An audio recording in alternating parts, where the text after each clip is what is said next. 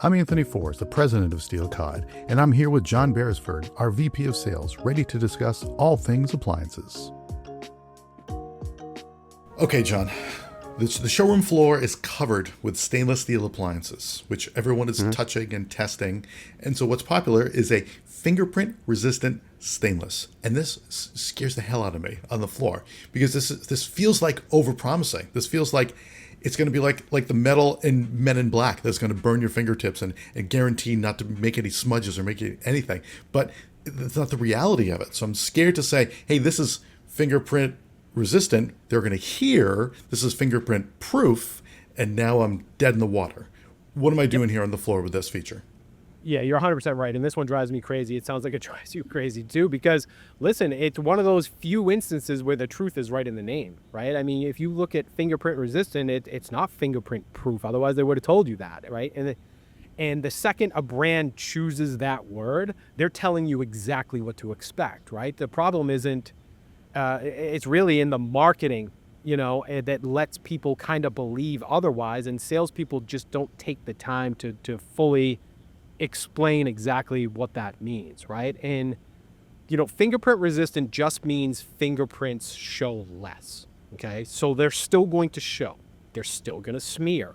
And they're still going to need to be wiped away. So when somebody buys it expecting, like this unrealistic level of perfection, they're not going to say, oh, geez, that must be on me. They're going to say, well, this sucks. This didn't work, So that's why it's so important to be upfront about what this is doing. Well, the problem is the word resistant is doing some heavy lifting, or at least it could be misguided, because that means it's a scale. Because you have fingerprint proof, and you have showing every fingerprint. Resistant is somewhere in there. So do I have to memorize how every brand handles it? Which one do it best? Like, how do I manage this word resistant? Probably it comes down to memorization and who does it best. But listen, this isn't a material failure. So let's get this one out first, okay?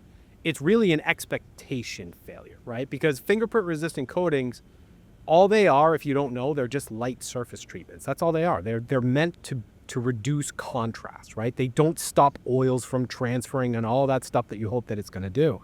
And pretending otherwise is just going to set the customer up to be annoyed every time they walk past their appliances. But the meaningful step up that you keep alluding to is smudge proof, right? And which isn't fingerprint resistance, but smudge proof really adds a much more substantial protective layer to the top, right? So while they're not going to eliminate marks entirely, nothing does, spoiler alert, but they do change how oils sit on the surface and how easily they're going to wipe away at the end. And a brand that does this, in my estimation, a brand that does this better than anybody, or at least as well as anybody, is Miele. Miele does this very, very well. You can still clean it, and it's not going to fight you every step of the way like some of these other ones that are marketing otherwise actually do. So smudge proof that's the word. That's the solid word. That's the top. And you're confident in this and in how Miele handles it, that the customer is going to be really happy with how they have to manage the limited amount of fingerprints they're going to deal with. It's the happiest we can get them. So I guess that would really be what it is. And listen, it's all honesty, right? And you can't get lost in the marketing. Marketing lies to all of us all the time in everything, not just appliances. But you still have to be realistic about what the trade-offs are. And it's not just about the things that we've been talking about. It's also in the finish, right? The trade-off that nobody talks about when it gets into smudge proof is they don't have that same bright reflective sheen as traditional stainless do, right? It's not worse, it's just different, right? It's more even and it's less flashy and it's noticeably more forgiving like in real life. So if somebody's really expecting like that mirror-like shine but still wants to go this way, they might not love it. But if they're expecting, the expectation is really set at, lower maintenance at any and all costs, then they'll absolutely be happy with it. So I think what you're saying is across the board, fingerprint resistant stainless, you need to understand how each brand manages it. In your opinion, Miele is doing it the best.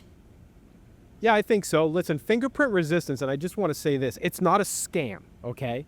but it's also not a solution to the problem that we're talking about, right? Smudge-proof finishes actually kind of move the needle more in the direction that we're trying to go. But they do ask for a customer to accept those visual changes, right? Those tradeoffs. And if you don't explain that up front, it's going to completely fall apart. Again, this is one of those rare instances when a brand tells you what something is, you should probably believe them. Fingerprint resistant means less, not none. And pretending otherwise isn't going to help anybody, including yourself as the salesperson. So, yeah, the best stainless isn't really about being spotless. And this is really what we have to wrap our head around. It's really about more like choosing what kind of imperfection that you're willing to live with, I guess is the best way to phrase it.